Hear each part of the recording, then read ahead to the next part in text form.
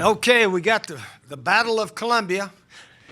Once a year, we play the Missouri Tigers. Battle of Colombia, nice little trophy. We've been fortunate to win it a couple times, not win it last year. But I think it's sort of neat. You have a game like this. I think a lot of Big Ten teams have a game where they have a little trophy at the end. Winning team gets to carry it off and so forth. I don't think you need to have one every game, but one or two a year like that, I think makes it a little special for the players. They get a kick out of it when they are fortunate enough to win this game. Missouri is a good team as always. They've won the Eastern Division the last 2 years. They lose one game somewhere along the line, then they win the rest of them. So whether or not they can do that this year, time will tell. Their defense, I think, is the best in the conference right now as far as giving up points and yards. Their offense has struggled a little bit like ours has struggled at times. But who knows what will happen this Saturday at noon, 11 o'clock their time out there, 12 o'clock here. But we're looking forward to it. Lorenzo Nunez is ready to play, and we got most of our guys pretty healthy. Our defense played very well in the second half again, and amazingly, I was just thinking we have actually shut out 3 of our 4 opponents in the second half this year, and played very well at times. So hopefully we gain some confidence from last week's game and continue on playing well. So we'll look forward to it. Okay, Dave. Steve, is there an update on Brandon and Knott and Chris Lamons? Chris Lamons, I think, is going to practice today. The other 2 are not. So we'll see how they're doing late in the week. But right now, I would doubt that they would play. Okay. Yeah. Steve, how difficult is it for a true freshman to assume the leadership role of a team? Oh, I don't know that he assumes it too much. He's just out there playing ball. He doesn't have to worry about all that. That'll take care of itself, as long as you're here. But he does a good job of just being tough. The block he made the other day, the players said, hey, this guy's pretty tough. And I loved it when he was running the ball against Georgia. When he went down the sideline, instead of running out of bounds, he lowered his shoulder and knocked one of their little DBs about 2 or 3 yards backwards. Those are the kind of things that your teammates admire and respect about you. So he doesn't have to talk a lot or anything. Just play tough and compete, and it'll take care of itself.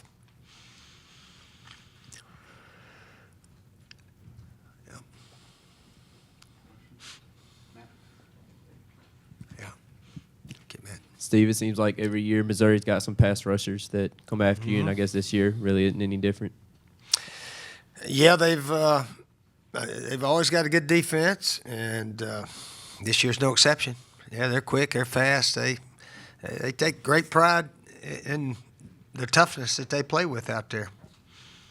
So it's always a battle, and I guess we've had really 2 close games the last 2 years that could have gone either way. We've won one and lost one, but who knows how this one will go. Josh? In terms of the mechanics of play calling, no matter who makes the call, kind of how does that work? And is there a drop-dead play clock time that you feel like it's got to be in there? You got to be by 20 seconds or 15 or whatever it may be. Oh, I don't know how exactly everybody else does it. Most of them just have one guy that calls it, and I guess every now and then the head coach makes some suggestions to his play caller. I guess I don't know how they do it. We try to. Normally I do it, but lately we put GA up top, and we had our list of runs and this, that, and the other, and a list of plays we wanted to get to, and then I started pitching in a few plays here, there, and the other, and. So that's how we're doing it. Coach Elliott calls half the runs probably. What you like, what you see, let's try this, let's try that. So we have sort of a team effort right now, but ultimately I'm responsible for the plays. If it goes bad, I did it. And if it goes good, maybe we all did it. So that's sort of where we are right now. But as you do the team effort and y'all are all, I guess, on the headset talking back and forth about it, and then you say you pick and make the final call to the signaler, or how just mechanically, how does it work? Well, sometimes the head coach can override any play and so forth. I would imagine at most schools. Although at most schools, really, I think he just listens in. I think, but we've got sort of a group doing it right now. And again, the offense that we're in right now is not the one that I helped create at all. This is just a little different for me also.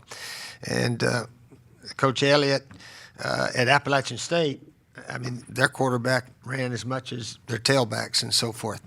So he's a little bit more familiar with this. And I think Coach Mangus is also with his background and so forth. How does the offense differ from right now under Nunez than it did under Connor Shaw? I don't know how much different. We didn't call a whole bunch of plays for Connor Shaw. He would take off certainly in passing situations, but right now I would say both of them were very good about running and not taking a big hit. I mean, we didn't know what was going to happen last week, but when Lorenzo took off running, he had the ability to get all that was there and get down and dive forward and not take a real hard hit. We were talking the other day, Russell Wilson at Seattle, he runs all the time. He never gets hit hard. He's never hurt yet. So some players have the ability, to take care of themselves. Gosh, Emmitt Smith ran for more yards, I think, than anybody in the history of the NFL. I don't think he ever got hurt. So it's just the knack to protect yourself when you go in there. Coach, you comfortable with the noon start? Yeah. Mm-hmm. Yeah, we like the noon starts, especially road games where you can get home in a decent hour. Some of those games you get back 3 or 4 in the morning that tears you up all day Sunday pretty much, and you finally get back to normal Monday afternoon or Tuesday or so. But the 12 noon games have been fine with us. We're looking forward to it. You've talked since preseason about wanting to have plays with Nunez and Cooper together. Is it just something about those two guys athletically that complement one another? Do you like the chemistry of those two together, or is it just a matter of getting the ball to your better players? That's what it is, trying to get the ball in the hands of your best players. Brandon Wiles certainly was running well at the end of that North Carolina game. And Sean Carson's averaging probably more than any of all the backs.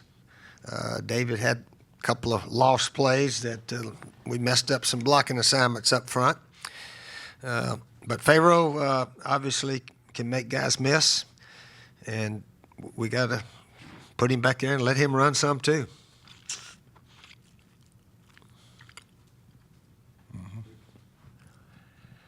Steve, Adams and August are your primary tight ends right now, but you've also got Crosby and Markway and Hurst. They're mostly playing special teams, but they're out there getting involved too. Is that more tight ends than you're typically playing? Yeah, we got Uric Jones out there now too. You forgot about him. We got another one. We actually moved Hayden Hurst to wide receiver yesterday, so that took one tight end out of the loop, and hopefully Markway maybe can get out there a little bit more.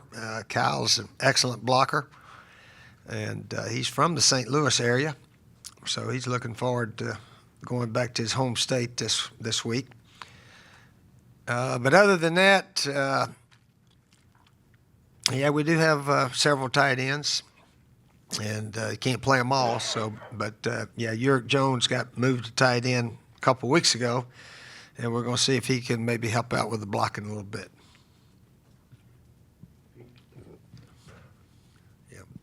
Steve, you'd said earlier you'd said Sunday, that Nunez gives you guys hope. Did you see everybody kind of perk things up at practice yesterday? Was it maybe a little more spirited than? Oh, I don't know how much more spirited it was, but and we all know he's going to be the quarterback, until something happens, something unforeseen, if he gets hurt or so. Hopefully not, but at least we got some direction. We got some hope. We're still trying to get Lorenzo to throw a little bit better in practice and do this, that, and the other. But he actually, like I said, he threw better in the game than he had been in practice.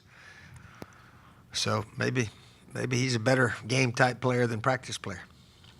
Yep. Steve, through 4 games, has Quay Lewis had the impact you hoped or thought he would have? I think he's done okay.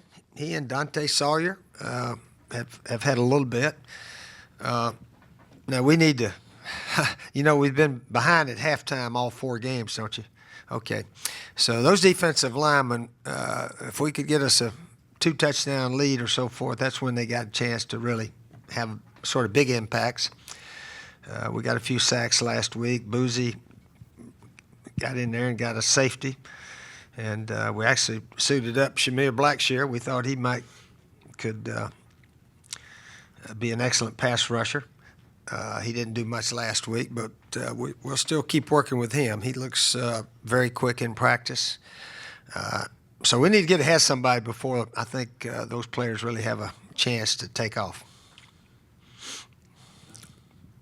Speaking of Boozy, was it nice to see somebody get some pressure on the quarterback? It feels like it's been a while. Maybe a guy who's got whatever the knack is for that. Yeah, Boozy's a fast kid coming around the corner, and he can rush. So can Quay. We actually had some pressures in the Kentucky game also. Didn't have him the Georgia game. North Carolina game, not too much, I guess. But, again, hopefully we can get off to a better start. We haven't gotten off to a good start all season yet. Do you know? I assume his nickname comes from Little Boozy. Do you know who Little Boozy is? The rapper you're talking about? Lorenzo Nunez said there was a 0% chance you would know. Huh? I was just curious if you knew who he was. I had to look him up on Wikipedia. Is that in your playlist, or you just happen to know who What's he is? that? Little Boozy. No, I heard him talking about it the other day. No, I don't keep up with a lot of rappers, that's for sure. Yeah. Steve, I know you said the offense is different, but how much of the passing game is still your stuff, still your scheme, or is it pretty much completely different? Well, it's not completely, but I think we've run, about 75% of the time compared to throwing, or 60, 65, I'm not sure what it is. So we're running a lot more than we throw. But again, we got to keep throwing. We're not good enough to just pound it. We didn't pound it very well at all till about third, fourth quarter, except for Lorenzo's runs last week. But we kept sort of pounding at them and got some inside runs there in the fourth quarter. But yeah, a lot of the patterns are so forth are similar. Yeah.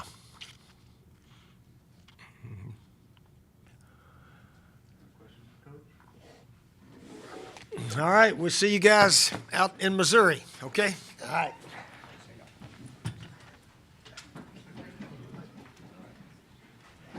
Still anticipate TJ Gurley